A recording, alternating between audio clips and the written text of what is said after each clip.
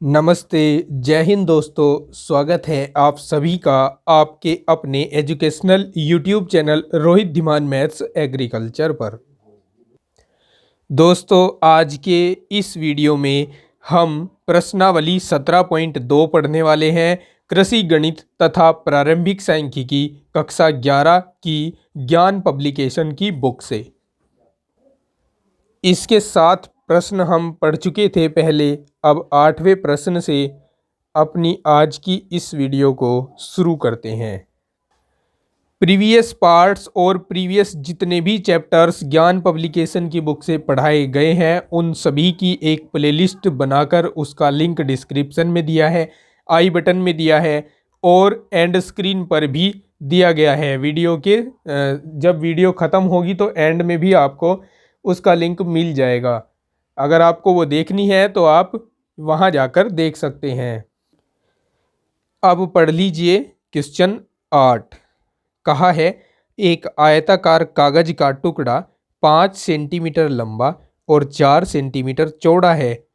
उसे 4 सेंटीमीटर की भुजा को अक्ष मानकर उसके चारों ओर घुमाने से और फिर 5 सेंटीमीटर की भुजा को अक्ष मानकर उसके चारों ओर घुमाने से जो दो बेलन उत्पादित होते हैं उनके आयतनों में क्या अनुपात है, ये बताना है।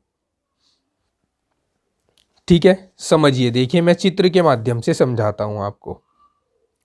एक टुकड़ा है 5 सेंटीमीटर लंबा और 4 सेंटीमीटर चौड़ा। तो ये टुकड़ा है लंबाई में 5 सेंटीमीटर और चौड़ाई में 4 सेंटीमीटर। ठीक है, इसी टुकड़े को मैं इस तरह भी तो रख सकता हूं ना, इस तरह। ये इसकी लंबाई 5 सेंटीमीटर और चौड़ाई 4 सेंटीमीटर। ठीक है, अब इसको दो स्थितियों में घुमाना है। सबसे पहली स्थिति है स्थिति 1।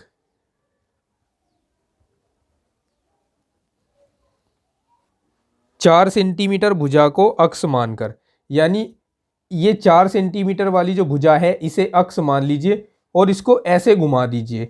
दैट मीन्स ये इस तरह का ठोस उत्पादित होगा। यहाँ पर जब हम इसको घुमाएंगे एक बेलन ही उत्पादित होगा। इस बेलन की जो त्रिज्या है वो 5 हो जाएगी और ऊंचाई 4 हो जाएगी। तो हम इसमें किस तरह से लिखेंगे, जब अपने प्रश्न का आंसर लिख रहे होंगे, अगर ये पेपर में आता है तब हम लिखेंगे स्थिति 1। जब 4 सेंटीमीटर भुजा के परित कागज को घुमाया जाता है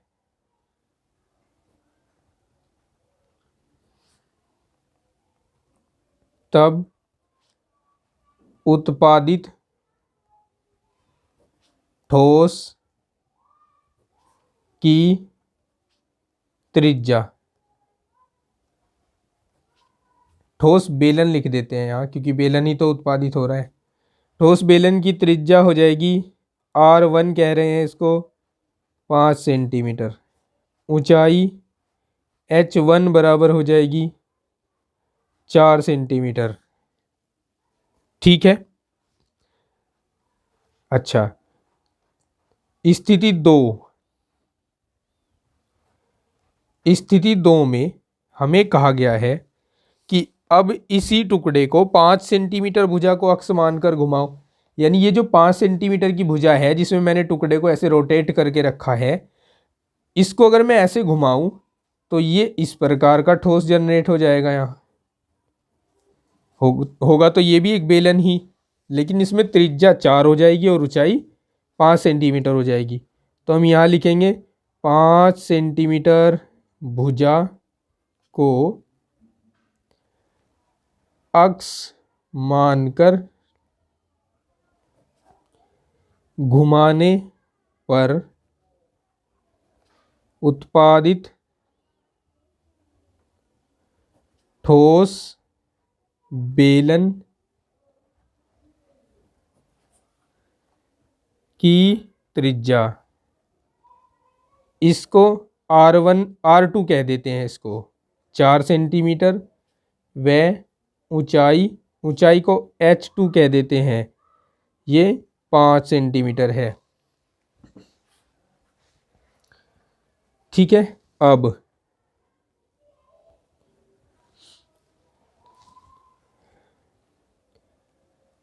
देखिए यहाँ ना हम आयतन भी कह लेते हैं, आयतन को V1 कह लेते हैं पहली स्थिति में, व आयतन को V2 कह देते हैं दूसरी स्थिति में। ठीक है। अब हमें इनके आयतनों का अनुपात बताना है, तो हम लिखेंगे अब V1 बटे V2 बराबर, V1 होगा पाई R1 स्क्वायर H1 और V2 होगा पाई R2 स्क्वायर H2। तो इनका भी अनुपात हो गया, पाई से पाई कैंसिल हो गया, R1 के स्थान पर 5 रखोगे, 5 का स्क्वायर, H1 के स्थान पर 4 रखोगे, R2 के स्थान पर 4 रखोगे, 4 का स्क्वायर हो जाएगा, और H2 के स्थान पर 5 रखोगे। इस 4 से ये वाला घात हट गई, इस 5 से ये घात हट गई, तो उत्तर आ गया 5/4। तो आयतनों का अनुपात V1 अनुपात V2 हो जाएगा 5/4।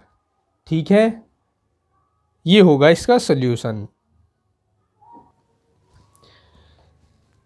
क्वेश्चन नंबर 9 है, एक खोखले पाइप का टुकड़ा 270 पाई घन सेंटीमीटर तांबे का बना है। यदि उसकी लंबाई 9 सेंटीमीटर है और सिरे का बाहरी व्यास 17 सेंटीमीटर है तो मोटाई ज्ञात करो।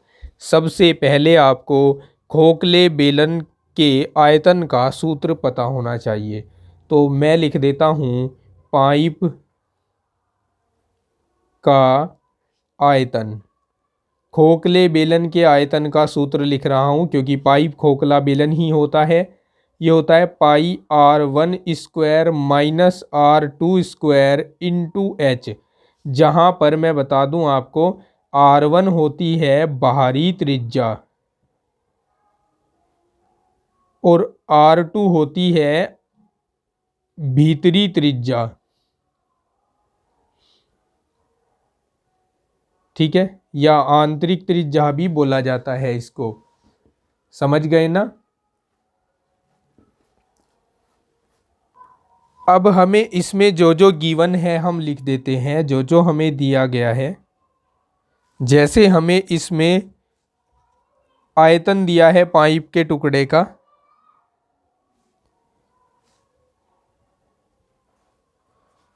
270 पाई घन सेंटीमीटर। ठीक है, लंबाई दी है इसकी, लंबाई L से निरूपित कर लेते हैं, ये H का भी काम करेगी, 9 सेंटीमीटर। और बाहरी सिरे का व्यास, बाहरी व्यास लिख लेता हूं इसको, बाहरी व्यास 17 सेंटीमीटर है, तो बाहरी त्रिज्या हो जाएगी, बाहरी त्रिज्या को R1 से डिनोट कर रहा हूं 17/2 सेंटीमीटर, और मान रहा हूं माना भीतरी त्रिज्या R2 है। ठीक है, अब पाइप का आयतन ये लिख दिया हमने, लेकिन अकॉर्डिंग टू क्वेश्चन ये किसके इक्वल है, 270 पाई के इक्वल है।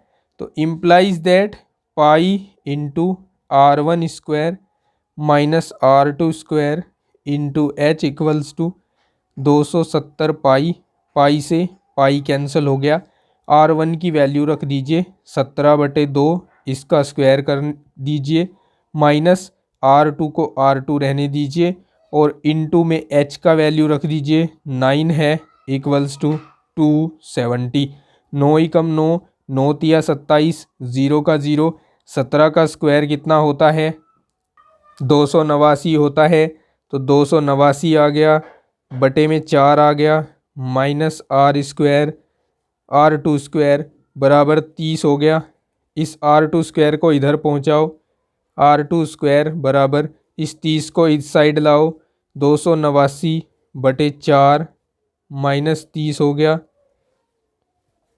R2 स्क्वायर बराबर 4 तिया 12, 120 हो गया, 289 में से 120 घट गया, बटे में 4 आ गया। इसके बाद आगे बढ़ते हैं, इधर करते हैं इसको। r² बराबर, घटाइए, 9 का 9 बचेगा, 8 में से 2 गए 6 बचेगा, इधर 1 बचेगा, बटे 4। यहाँ से दोनों ओर का वर्गमूल लीजिए तो ये √169 बटे 4 हो जाएगा। हम जानते हैं 169 का वर्गमूल 13 होता है और 4 का 2 होता है, तो आंतरिक त्रिज्या आ जाएगी 13/2। लेकिन हमें आंतरिक त्रिज्या थोड़ा ही ना पूछी है, हमें तो मोटाई पूछी है। तो मोटाई कैसे निकलती है? अब मोटाई निकलती है बाहरी त्रिज्या में से, यानी R1 में से आंतरिक त्रिज्या यानी R2 को घटाकर। तो 17/4 में से, सॉरी 2 में से 17/2 है आंतरिक त्रिज्या, इसमें से 13/2 घटा दीजिए। 17 में से 13 घटे 4/2 आएगा, 4/2 का मतलब 2, और ये 2 किस में आएगा? ये 2 आएगा, मात्रक क्या था भला? मात्रक था सेंटीमीटर। तो मोटाई जो होगी ना वो 2 सेंटीमीटर होगी। ठीक है, समझ गए? तो दोस्तों, इसी तरह के और भी सॉल्यूशंस वाले वीडियो देखने के लिए अगर आप चैनल पर नए हैं तो सब्सक्राइब कर ले चैनल को, क्योंकि यहाँ पर एग्रीकल्चर से रिलेटेड कंटेंट लगातार आपको मिलता रहता है। वीडियो को लाइक, शेयर और कमेंट करना मत भूलना, ताकि जल्द ही हम लाइव सेशन तक पहुँच सकें। इस चैप्टर से रिलेटेड और भी वीडियोस देखने के लिए अभी स्क्रीन पर देखिए, आपको प्लेलिस्ट शो हो रही होगी, यहाँ से टच करके आप डायरेक्ट प्लेलिस्ट में जा सकते हैं। अपना प्यार और साथ इसी तरह से बनाए रखिएगा। मिलता हूँ नेक्स्ट पार्ट में, तब तक के लिए take care, bye bye, have a nice day.